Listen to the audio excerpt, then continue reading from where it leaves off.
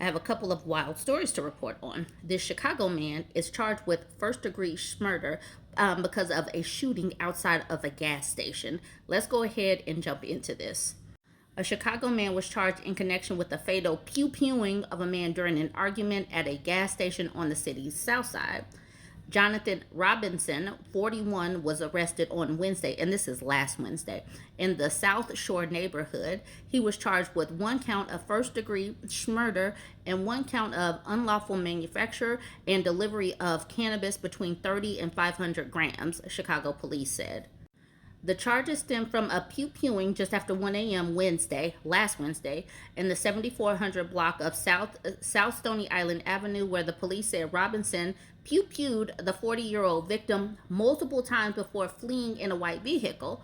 The victim was pronounced dead at the scene, and his name has not been released. Robinson has been captured. He's scheduled to appear for a detention hearing on Friday. The craziest part of this whole situation, the whole video is posted to Facebook. Literally, you can watch them arguing. Here they are arguing. This right here in the white shirt, that's Jonathan.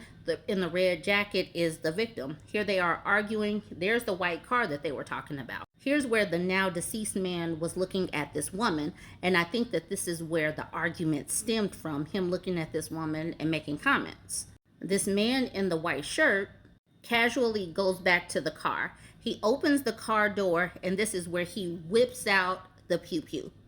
I was shocked, literally shocked, that Facebook still has this video up. Here's where he has the pew-pew in his hand, and obviously I am not going to play that video because, oh my goodness, this is crazy to see.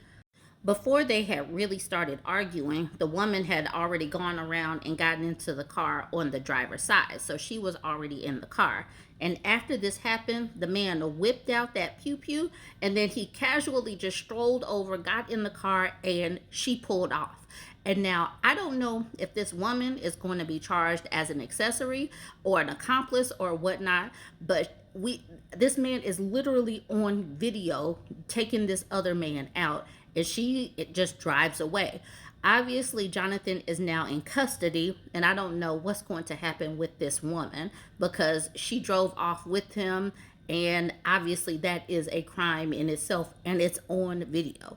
Now we got the hood news from Sergio. He said Goofy of the Year award goes to this clown. Went through his page and he looked just like a goofy with an attitude problem. You can look at him and tell. I never wish jail on anyone, but I'm hoping and praying they put his butt under that MF. I'm talking about no trial, no nothing. He needs the death penalty or life off back just for being that goofy. Straight effing 40-year-old goofy. And please stop wishing harm towards that girl. I can almost guarantee she was scared to intervene because of how he normally treats her.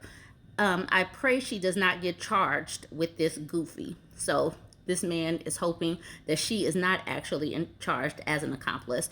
So that is news article 1. Jonathan pew-pewing someone on video in Chicago on the south side. I don't know if y'all saw all of these men escaping jail in New Orleans. Well, obviously, these men had some help. And so one man has been arrested so far, and they are investigating who all else helped all of these men escape. So this article, New Orleans jail employee arrested, accused of helping mass escape of inmates. Startling Williams allegedly turned off water to help the inmates escape. This is the employee, Startling Williams, that actually helped those men escape. Now he is going to be locked up himself. All right, it says a maintenance worker at a New Orleans jail where 10 inmates escaped has been arrested and accused of helping facilitate the breakout. Startling Williams, a 33-year-old maintenance worker at the Orleans Parish Justice Center, was arrested and booked into jail Tuesday morning, according to Louisiana Attorney General Liz Murrell. Williams allegedly shut off the water to a toilet to help clear the way for inmates to escape, sources said. The prisoners, including 3 who are charged with second-degree murder and remain on the run, were able to get out after ripping the toilet off its hinges. Williams is facing 10 counts of principal to simple escape and 1 count of malfeasance in office. Williams was initially booked into the Orleans Parish Jail before being relocated to a different facility, Murrell said. 4 other jail employees have been suspended in this investigation. Our intent is to make sure this never happens again, so we're going to look at all the things we need to do to change those conditions and at the same time hold everyone accountable that may have been involved before, during, and after, Morrell said during a news conference Tuesday afternoon. Morrell alleged in her earlier statement that Williams admitted to agents he was involved in helping facilitate the escape. Morrell said Williams allegedly claimed one of the escapees advised him to turn off the water in the cell where the inmates escaped from. Instead of reporting the inmate, Williams turned the water off as directed, allowing the inmates to carry out their scheme to successfully escape. An arrest affidavit filed in the case alleges Williams told investigators one of the inmates threatened to shank him if he did not assist them in the escape plan. During a Mirandized interview with Williams, he explained to agents that he turned off the water from the outside pipe walk area on the exterior of cell 6 under direction of a light-skinned black male with tattoos on his face, whom he named as Massey, Antoine Massey, who threatened to shank him if he did not turn the water off, according to the affidavit. The affidavit added that Williams was observed on video surveillance footage in the jail's 1D pod, standing in the open door, talking with escaped inmates Derek Groves, Massey, and another unidentified inmate.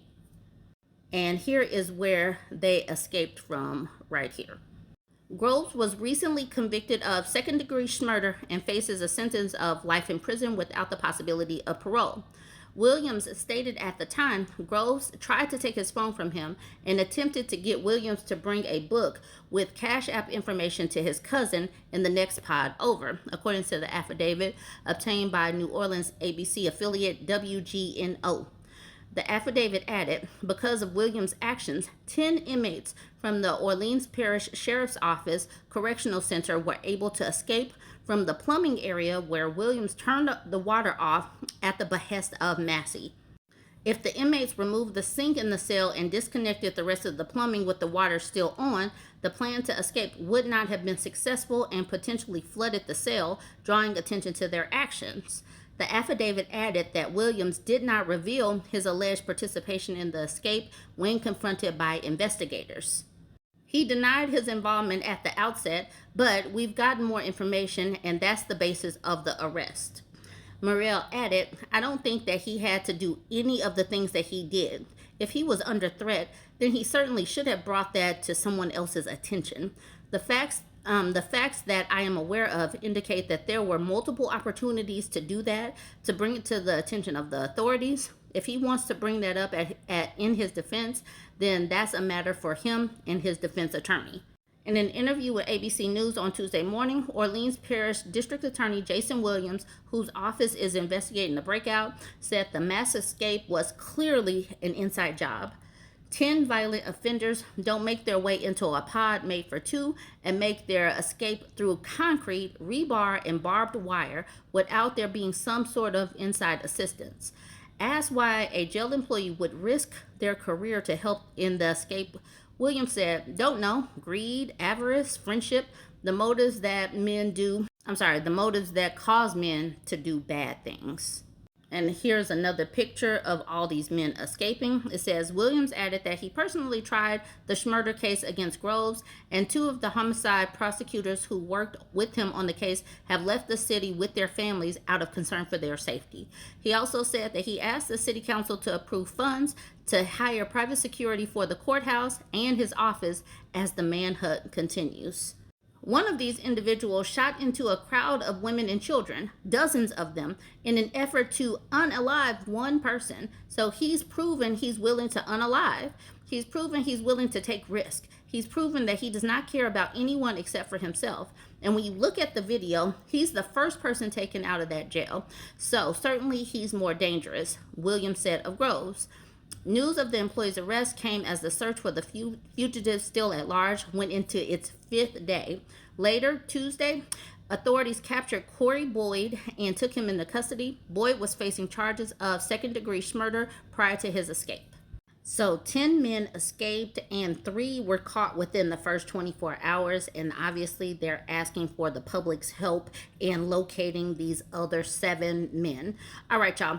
As more news develops, I'll definitely bring it to you. This is definitely going to be something to watch. Join the conversation, like, comment, and share.